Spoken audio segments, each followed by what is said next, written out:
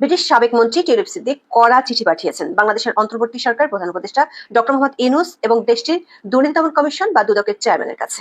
চিঠিতে তিনি অভিযোগ করেছেন, অধ্যাপক মোহাম্মদ ইউনূস ও দুদক ব্রিটিশ রাজনীতিতে হস্তক্ষেপের চেষ্টা করছেন।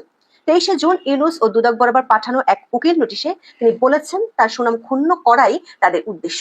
ব্রিটিশ এমপি শেখ হাসিনার বোন শেখ রেহানার মেয়ে টিউলিপ সিদ্দিক তিনি এবার বাংলাদেশের প্রধান উপদেষ্টা প্রফেসর ইউনূস, বাংলাদেশের সরকার এবং দুদক এই দুই জায়গায় উকিল নোটিশ পাঠালেন। এই দুই প্রতিষ্ঠানের বিরুদ্ধে মানে শাস্তিমূলক ব্যবস্থা নেওয়ার জন্য উকিল নোটিশ পাঠালেন।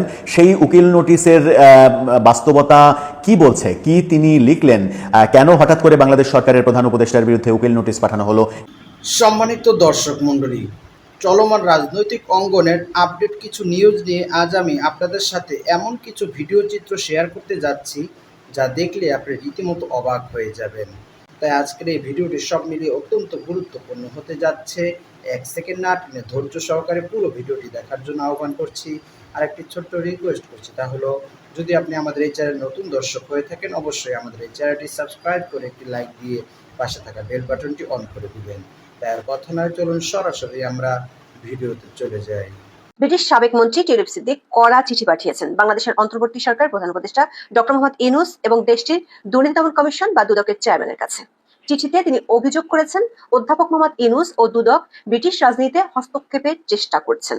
23শে জুন ইউনূস ও দুদক বরাবর পাঠানো এক উকিল নোটিশে তিনি বলেছেন, তার সুনাম ক্ষুণ্ণ করাই তাদের উদ্দেশ্য। সাম্প্রতিক সময়ে টিউলিপের বিরুদ্ধে বাংলাদেশ সরকারের অভিযোগ, সাক্ষাতের জন্য অধ্যাপক ইউনূসকে চিঠি দেয়া এবং তাতে রাজি না হওয়ার প্রেক্ষাপটে সবশেষ এই নোটিশ পাঠানোর বিষয়টিকে আবারও আলোচনায় নিয়ে এলো। তবে এই প্রথমবারের মতো টিউলিপ সিদ্দিক বাংলাদেশের অন্তর্বর্তী সরকারের বিরুদ্ধে ব্রিটিশ রাজনীতিতে হস্তক্ষেপের মতো গুরুতর অভিযোগ আনলেন। সম্প্রতি ডক্টর ইউনূস তার লন্ডন সফরে ব্রিটিশ প্রধানমন্ত্রীর সাক্ষাৎ পেতে ব্যর্থ হওয়ার পর কেয়ার স্টারমারের ঘনিষ্ঠ টিউলিপের কাছ থেকে এমন গুরুতর অভিযোগ বিষয়টিকে দুই দেশের সম্পর্কের মার প্যাচে কতটা জটিল করে তোলে সেটি এখন ভাবনার বিষয় হয়ে দাঁড়িয়েছে। বিস্তারিত জানতে চলুন যাওয়া যাক বিশ্লেষণে।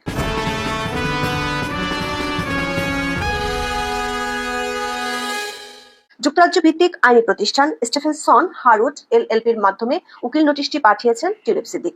3 পৃষ্ঠা লম্বা একটি চিঠিতে টিউলিপ আগের কোনো চিঠির জবাব না পাওয়ায় অন্তর্বর্তী সরকারের সমালোচনা করেছেন। চিঠিতে টিউলিপের পক্ষ থেকে বলা হয়েছে, ডক্টর মোহাম্মদ ইউনূস এবং দুদকের উদ্দেশ্য হলো তার সুনাম ক্ষুণ্ণ করা। চিঠিতে বলা হয়েছে, যুক্তরাজ্যের রাজনীতিতে হস্তক্ষেপ করা, বিশেষ করে তার নিজ নির্বাচনী এলাকা, তার রাজনৈতিক দল এবং দেশ সেবার কাজে বিঘ্ন ঘটাতে তারা এসব অভিযোগ তুলেছেন, যা কোনোভাবেই গ্রহণযোগ্য নয়। গত বছর 5 আগস্ট আওয়ামী লীগ নেতৃত্বাধীন সরকার পতনের পর শেখ হাসিনা ও তার পরিবারের বিরুদ্ধে একের পর এক মামলা করে দুদক। কোনো মামলায় তার ভাগ্নি ব্রিটিশ এমপি টিউলিপের নামও রয়েছে। এসব মামলার বিষয়ে দুদক ও টিউলিপের মধ্যে শুরু থেকেই চিঠি চালাচালি চলছে। তবে টিউলিপের অভিযোগ, মোহাম্মদ ইউনূস বা দুদক এখনো পর্যন্ত তার কোনো চিঠির জবাব দেয়নি। 23শে জুনের চিঠিতে টিউলিপ সিদ্দিক বলেছেন, গত 18 মার্চ এবং 15 এপ্রিল দুদক চেয়ারম্যান ও কমিশনারদের চিঠি পাঠিয়েছিলেন তিনি। এরপর 4 জুন একটি চিঠি পাঠানো হয় প্রধান উপদেষ্টা ডক্টর মোহাম্মদ ইউনূসকে। নোটিশে স্টিফেনসন হারউড বলছে, এখনো তারা কিংবা টিউলিপ সিদ্দিক কোনো চিঠির জবাব পায়নি। টিউলিপের পক্ষ থেকে এই আইনি প্রতিষ্ঠান দাবি করেছে, চিঠিতে স্পষ্ট বলা হয়েছে, টিউলিপ সিদ্দিক একটি পরিকল্পিত প্রচারণার শিকার, যার নেপথ্যে রয়েছেন প্রধান উপদেষ্টা ও দুদক। আমাদের চিঠিপত্রে এটা দেখিয়েছি কেন টিউলিপের বিরুদ্ধে ওঠা প্রতিটি অভিযোগ অসত্য। গত 9 জুন 4 দিনের সফরে যুক্তরাজ্যে যান প্রধান উপদেষ্টা মোহাম্মদ ইউনূস। সেই সফরের আগে ইউনূসের সাক্ষাৎ চেয়ে একটি চিঠি পাঠানোর কথা জানান টিউলিপ। চিঠিতে তিনি ইউনূসকে হাউস অব কমন্সে মধ্যাহ্নভোজ বা বিকেলের চা পানের আমন্ত্রণ জানান। প্রধান উপদেষ্টার দপ্তর সে চিঠি পাওয়ার কথা স্বীকার করলেও টিউলিপকে সাক্ষাৎ দেননি ইউনূস। সবশেষ উকিল নোটিশে ইউনূসের সাক্ষাৎ না দেওয়ার সিদ্ধান্তের সমালোচনাও করা হয়। নোটিশটিতে বলা হয়েছে, ইউনূসের লন্ডন সফরের কথা শুনে টিউলিপ তার সঙ্গে সাক্ষাতের উদ্যোগ নেন। তিনি দুদকের অভিযোগের বিষয়ে ডক্টর ইউনূসের সঙ্গে আলোচনা করতে চেয়েছিলেন, কিন্তু প্রধান উপদেষ্টা দুঃখজনকভাবে টিউলিপের সেই প্রস্তাব গ্রহণে ব্যর্থ হন। বিবিসিকে দেওয়া সাক্ষাৎকারে টিউলিপের সঙ্গে দেখা না করার যে কারণ ইউনূস তুলে ধরেছেন তার সমালোচনাও করা হয়েছে নোটিশে। বলা হয়, বিবিসি রেডিওর সাক্ষাৎকারে ইউনূসের কাছে সুনির্দিষ্টভাবে দুটি বিষয়ে জানতে চাওয়া হয়। প্রথমত, ব্রিটিশ প্রধানমন্ত্রীর সাক্ষাৎ না পেয়ে তিনি হতাশ কিনা। দ্বিতীয়ত, টিউলিপের সঙ্গে তিনি কেন সাক্ষাৎ করেননি এ বিষয়ে প্রধান উপদেষ্টা অবাক করার মতো অবস্থান নিয়েছিলেন। তিনি সেদিন বলেছিলেন যে এটি একটি আইনি প্রক্রিয়া এবং তিনি তাতে হস্তক্ষেপ করতে চান না। টিউলিপ মনে করেন তার সঙ্গে বসার প্রস্তাব প্রত্যাখ্যান করার দুটি কারণ থাকতে পারে। প্রথমত, টিউলিপের বিরুদ্ধে প্রধান উপদেষ্টা যেসব অভিযোগ তুলেছেন সেগুলো মিথ্যা। দ্বিতীয় কারণ তুলে ধরতে গিয়ে অধ্যাপক ইউনূসের একাধিক সাক্ষাৎকারকে উদ্ধৃত করা হয়েছে, যেগুলোতে তিনি টিউলিপের বিরুদ্ধে দুর্নীতির নানা অভিযোগ তুলেছিলেন। নোটিশে বলা হয় তাদের প্রত্যাশা ছিল যুক্তরাজ্যে নির্বাচিত একজন জনপ্রতিনিধির বিরুদ্ধে অভিযোগ তোলার আগে প্রধান উপদেষ্টা সঠিকভাবে তথ্য যাচাই বাছাই করবেন। তার এটাও মাথায় নেওয়া উচিত ছিল দুদকের পক্ষ থেকে যখন তদন্ত চলছে বলে দাবি করা হচ্ছে তখন টিউলিপকে নিয়ে প্রকাশ্যে সমালোচনা করাটা সমীচীন নয়। টিউলিপ বলছেন তার সঙ্গে বসে এসব মিথ্যা অভিযোগ নিয়ে খোলামেলা আলোচনার সুযোগ পেয়েছিলেন ইউনূস, কিন্তু তিনি সেই সুযোগ গ্রহণ না করে দুদকের আড়ালে থাকার সিদ্ধান্ত নিলেন, যা আমাদের কাছে টিউলিপের প্রস্তাব প্রত্যাখ্যানের দ্বিতীয় কারণ বলে মনে হয়েছে। দুদক চেয়ারম্যান বরাবর পাঠানো এই নোটিশের একটি অনুলিপি প্রধান উপদেষ্টাকেও পাঠানোর কথা বলা হয়েছে। নোটিশে টিউলিপ বলেন, সার্বিক পরিস্থিতি বিবেচনায় এখন প্রধান উপদেষ্টা ও দুদকের এসব মিথ্যা প্রচারণা থেকে সরে দাঁড়ানোর সময় এসেছে। চিঠিতে বলা হয়েছে, দয়া করে এখন এটা নিশ্চিত করুন যে দুদকের তদন্ত কার্যক্রম বন্ধ হয়েছে। আমরা স্পষ্ট করে বলছি, যদি এই চিঠি এবং আমাদের আগের চিঠিগুলোর যথাযথ জবাব 30 জুনের মধ্যে না দেন তবে টিউলিপ সিদ্দিক যুক্তিসঙ্গতভাবে বিষয়টির ইতি ঘটেছে বলে ধরে নেবেন।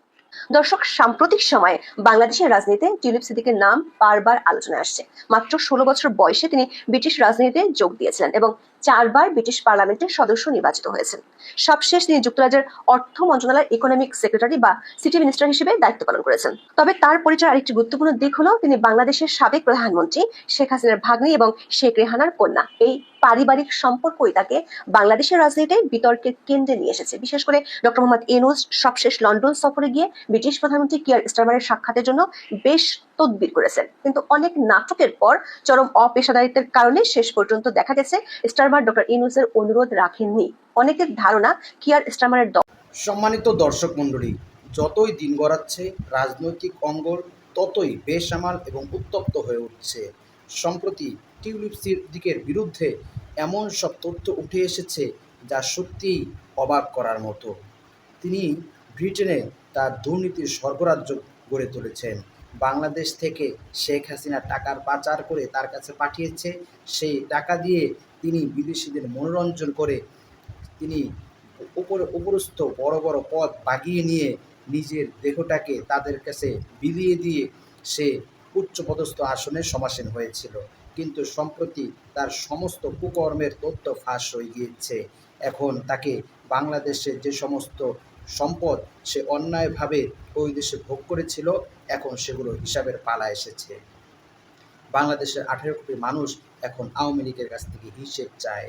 তারা যে অন্যায়, অবিচার ও দুর্নীতি করে বাংলাদেশটাকে লুটে পুটে চেটে খেয়েছে, সে প্রত্যেকটা দানার হিসাব তাদেরকে বাংলাদেশের জনগণের কাছে বুঝিয়ে দিতে হবে। শেখ হাসিনা তার ওই যে গণভবন, সেখানে সে বাংলার কবর রচিত করেছিল। তার প্রস্থানের পর তাকে পদত্যাগ করে সে চলে যাওয়ার পর আমরা দেখেছি তার গণভবনে কিভাবে মানুষের লাশ পাওয়া গিয়েছে। তার শরীর দেখলে আর শরীর শিউরে ওঠে। এমন ফ্যাসিস্ট সরকার কিভাবে আবার পুনরায় বাংলাদেশের ক্ষমতায় ফিরে আসতে চায়, সত্যি আমাদেরকে অবাক করে দেয়।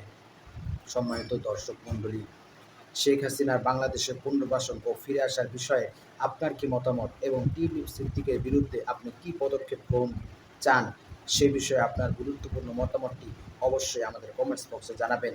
আর আজকের এই ভিডিওটি যদি আপনার ভালো লেগে থাকে অবশ্যই ভিডিওটি একটি লাইক দিয়ে শেয়ার করে দেবেন।